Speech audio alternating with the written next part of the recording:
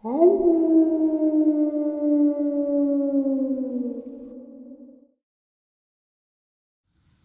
greetings and salutations, everyone. I hope everyone is still doing well. Welcome back to tonight's second half. Before we jump into it, a couple links. As you know, I rely on Patreon, PayPal, and the merch to help the channel to continue to grow and go. Links to Patreon and PayPal are in the description below. The merch is displayed directly under the video. Also, Dogman Frightening Encounters, Volume 1 through 3, the audiobook versions. They were written and researched by Tom Lyons, narrated and produced by me, Jeff Nadolny. Those audiobooks are available on Audible, Amazon, and iTunes, links to which are also in the description as well. And finally, last but definitely not least, if you'd really like to help support this channel to continue to grow and go, simply subscribe. It does not cost you a cent. Click that like button, takes half a second. If you don't want to miss out on any of the informative uploads I put out daily, click that bell icon, and folks, please leave a comment. Why? Well, because all these things, they really do help this channel to continue to grow and go, and they definitely do matter. Now, everyone, I have taken far too much of your time. Let's jump in to tonight's second half, shall we? Last night, I brought up a interview with Thomas Castello. A very key part of bringing Dulce to the public's eye. And of course, for some reason, people always bring up Phil Schneider. But in my opinion, Thomas Castello was more of a pivotal part in that. Bringing Dulce to the public eye. What happened to Phil was terrible, just like William Cooper. So, in my eyes, the three, Thomas, Phil, and William, were kind of martyrs, if you ask me. I want to share with you the last lecture Phil Schneider ever did before he was discovered, tortured, and killed by those who he had worked for. In May of 1995, Phil Schneider did a lecture on what he had discovered. 7 months later, he was tortured and killed by those whom he had previously worked for. This man's final acts should not go unnoticed. Here is that lecture. It is because of the horrendous structure of the federal government that I feel directly imperiled not to tell anybody about this material. How long I will be able to do this is anyone's guess. However, I would like to mention that this talk is going to be broken up into topics. Each of these topics will have some bearing on what you people are involved in, whether you are patriots or not. I want you to know that these United States are a beautiful place. I have gone to more than 70 countries, and I cannot remember any country that has the beauty as well as the magnificence of its people like these United States. To give you an overview of basically what I am, I started off and went through engineering school. Half of my school was in that field, and I built up a reputation for being a geological engineer, as well as a structural engineer with both military and aerospace applications. I've helped build 2 main bases in the United States that have some significance as far as what is called the New World Order. The first base is the one at Dulce, New Mexico. I was involved in 1979 in the firefight with the alien humanoids, and I was one of the survivors. I'm probably the only talking survivor you will ever hear. 2 other survivors are under close guard. I am the only one left that knows the detailed files of the entire operation. 66 Secret Service agents, FBI, Black Beret, and the like died in that firefight. I was there. Number one, part of what I am going to tell you is going to be very shocking. Part of what I am going to tell you is probably going to be very unbelievable. Though, instead of putting your glasses on, I'm going to ask you to put your skepticals on. But please, feel free to do your own homework. I know the Freedom of Information Act isn't much to go on, but it's the best we've got. The local law library is a good place to look for congressional records. So if one continues to do their homework, then one can be standing vigilant in the regard to their country. Deep underground military bases and the black budget. I love the country I am living in more than I love my life, but I would not be standing before you now risking my life if I did not believe it was so. This first part of this talk is going to concern deep underground military bases and the black budget. The black budget is a secretive budget that garners 25% of the gross national product of the United States. The black budget currently consumes $1.25 trillion per 2 years. At least this amount is used in black programs like those concerned with deep underground military bases. Presently, there are 129 deep underground military bases in the United States. They've been building these 129 bases day and night, unceasingly since the early 1940s. Some of them were built even earlier than that. These bases are basically large cities underground connected by high-speed magneto-leviton trains that have speeds up to Mach 2. Several books have been written about this activity. Al Bellick has my only copy of one of them. Richard Saunder, a PhD architect, has risked his life by talking about this. He worked with a number of government agencies on deep underground military bases in around where you live, in Idaho. There are 11 of them. The average depth of these bases is over 1 mile, and they, again, are basically whole cities underground. They are between 2.66 and 4.25 cubic miles in size. They have laser drilling machines that can drill a tunnel 7 miles long in one day. The Black Project sidestep the authority of Congress, which, as we know, is illegal. Right now, the New World Order is depending on these bases. If I had known at the time I was working on them that the NWO was involved, I would not have done it. I was lied to rather extensively. Development of military technology implied German interest in hyperspace technology and more. Basically, as far as technology is concerned, for every calendar year that transpires, military technology increases about 44.5 years, compared with the increased rate of conventional technology. This is why it is easy to understand that back in 1943 they were able to create, through the use of vacuum tube technology, a ship that could literally disappear from one place to another. My father, Otto Oskar Schneider, fought on both sides of the war. He was originally a U-boat captain and was captured and repatriated in the United States.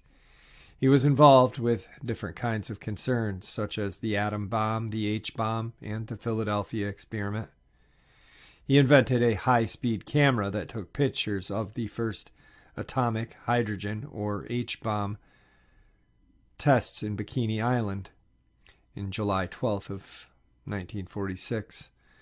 I have the original photographs of that test, and the photos also show UFOs fleeing the bomb site at a high rate of speed.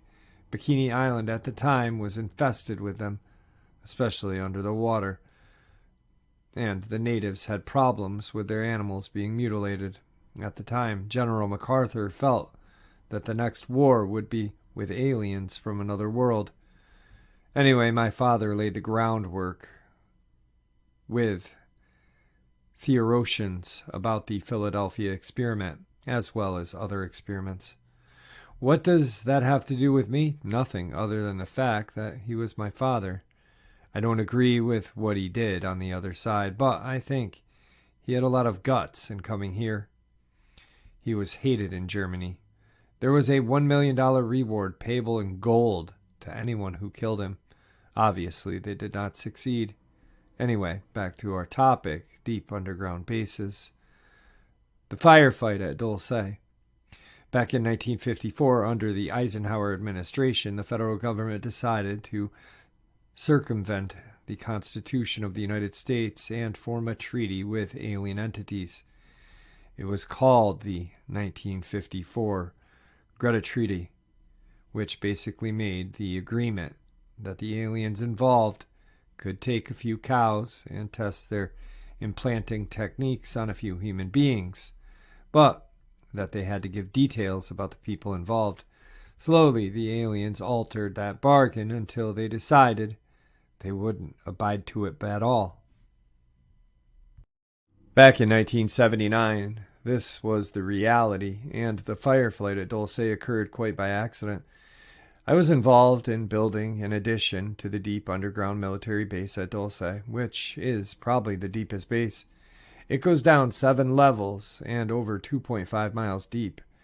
At that particular time, we had drilled 4 distinct holes in the desert, and we were going to link them together and blow out large sections at a time. My job was to go down the holes and check the rock samples and recommend the explosive to deal with that type of rock. As I was headed down there, we found ourselves amidst a large cavern that was full of outer space aliens, otherwise known as large grays.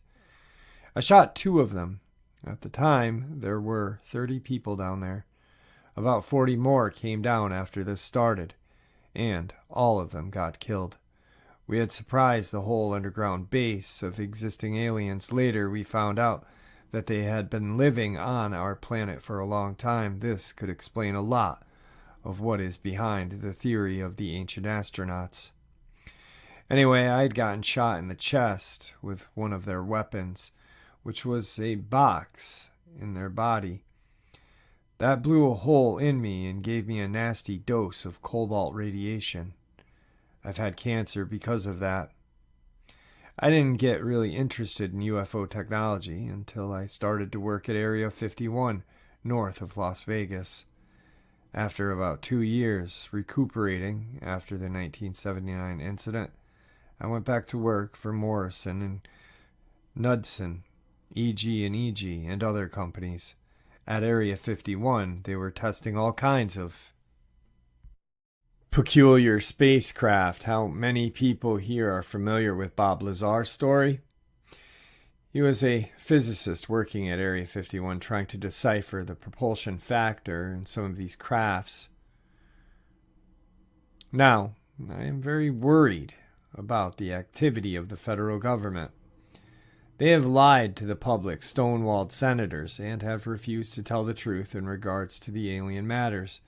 I can go on and on. I can tell you that I am rather disgruntled. Recently, I knew someone who lived near where I lived in Portland, Oregon. He worked at Gunderson Steel Fabrication, where they make railroad cars. Now, I knew this fella for the better part of 30 years, and he was kind of a quiet type. He came in to see me one day, excited, and he told me they are building prisoner cars, and he was nervous. Gunderson said he had a contact with the federal government to build 10,720 full-length railroad cars, each with 143 pairs of shackles. There are 11 subcontractors in this giant project. Supposedly Gunderson got over $2 billion for the contract. Bethlehem Steel and other steel outfits are involved. He showed me one of the cars in the rail yards in North Portland. He was right. If you multiply 10,720 times 143 times 11, you come up with 15 million. This is probably the number of people who disagree with the federal government. No more can you vote any of these people out of office. Our present structure of government is technocracy, not democracy, and it is a form of feudalism. This technocracy has nothing to do with the Republic of the United States. These people are godless and have legislated out prayer in public school. You can be fined up to $100,000 and 2 years in prison for praying in school. I believe we can do better. I also believe that the federal government is running the gambit of enslaving the people of the United States. I am not a good speaker, but I'll keep shooting my mouth off until someone puts a bullet into me, because it's worth to talk to a group like this about the atrocities. America's black program contractors. There are other problems. I have some interesting 1993 figures. There are 29 prototype stealth aircraft presently. The budget from the U.S. Congress 5-year plan for these $245.6 million. You couldn't buy the spare parts for these black programs for that amount. So, we've been lied to. The black budget is roughly $1.3 trillion every 2 years. A trillion is 1,000 billion. $1 trillion weighs 11 tons. The United States Congress never sees the books involved with this clandestine pot of gold contractors of these programs. EGG, Westinghouse, McDonnell Douglas, Morrison Knudsen, Wackenhut Security Systems, Boeing Aerospace, Lorimar Aerospace, Aerospace in France, Mitsubishi's Industria, Ryder Truck, Bechtel, IG Farben, plus a host of hundreds of more. Is this what we are supposed to be living up to as freedom-loving people? I don't believe so. Star Wars and the apparent alien threat. Still, 68% of the military budget is directly or indirectly affected by the black budget. Star Wars relies heavily upon stealthy weaponry. By the time none of the stealth program would have been available if we had not taken part in the crashed alien discs. None of it. Some of you might ask what the space shuttle is shuttling. Large ingots of special metals that are milled in space and cannot be produced on the surface of the Earth. They need the near vacuum of outer space to produce them. We are not even being told the truth, anything close to the truth. I believe our government officials have sold us down the drain, lock, stock, and barrel. Up until several weeks ago, I was employed by the United States government with a Rhyolite 38 clearance factor, one of the highest in the world. I believe the Star Wars program is there solely to act as a buffer to prevent an alien attack. It has nothing to do with the Cold War, which was only a ploy to garner money for all of the people. For what? The whole lie was planned and executed for the last 75 years. Stealth aircraft technology used by U.S. agencies and the United Nations. Here's another piece of information for you. The Drug Enforcement Agency, DEA, and the ATF rely on stealth technical weaponry for as much as 40% of their operations budget. This is in '93, and the figures have gone up considerably since. The United Nations used American stealth aircraft for over 28% of its collective worldwide operations from 1990 to 1992. According to the Center of Strategic Studies and the United Nations Report 3092. The Guardians of Stealth and Delta Force Origins of the Bosnian conflict. The Guardians of Stealth. There are at least 3 distinct classifications of police that guard our most well-kept secrets. Number 1, the Military Joint Tactical Force, MJTF, sometimes called the Delta Force or Black Beret, is a multinational tactical force primarily used to guard various stealth aircraft worldwide. By the way, there are 172 stealth aircraft built. 10 crashed, so there were, at last count, 162. Bill Clinton signed them away about 6 weeks ago to the United Nations. There have been indications that the Delta Force was sent over to Bosnia during the last days of the Bush administration as a covert sniper force, and that they started taking pot shots at each side of the controversy in order to actually start the Bosnian conflict that would be used by succeeding administrations for political purposes. Thoughts on the bombings in the United States. I was hired not long ago to do a report on the World Trade Center bombing. I was hired because I know about 90 some odd varieties of chemical explosives. I looked at the pictures taken right after the blast. The concrete was puddled and melted.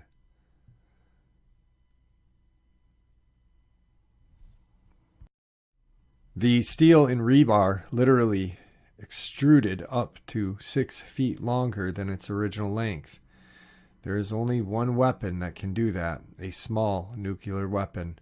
That's a construction-type nuclear device. Obviously, when they say that it was a nitrate explosive that did the damage, they are lying 100%. The people they have in custody probably didn't do the crime. As a matter of fact, I have reason to believe that the same group held in custody did do other crimes, such as a killing of a Jewish rabbi in New York. However, I want to further mention that with the last explosion in Oklahoma City, they are saying it was a nitrate or fertilizer bomb that had done it. First, they came out and said it was a 1,000-pound fertilizer bomb. Then it was 1,500, then 2,000 pounds. Now it's 20,000. You can't put 20,000 pounds of fertilizer in a Ryder truck. Now, I've never mirrored explosives, per se. I know the chemical structure and application of construction explosives. My reputation is based on it. I helped hollow out more than 13 deep underground bases in the United States. I worked on the Malta project in West Germany, in Spain, and Italy. I can tell you from experience that nitrate explosion would not have hardly shattered the windows of the federal building in Oklahoma City. It would have killed a few people and knocked part of the facing off the building, but it would never have done that kind of damage. I believe I've been lied to, and I am not working it any longer. So I'm telling you that you've been lied to. The truth behind the Republican contract with America.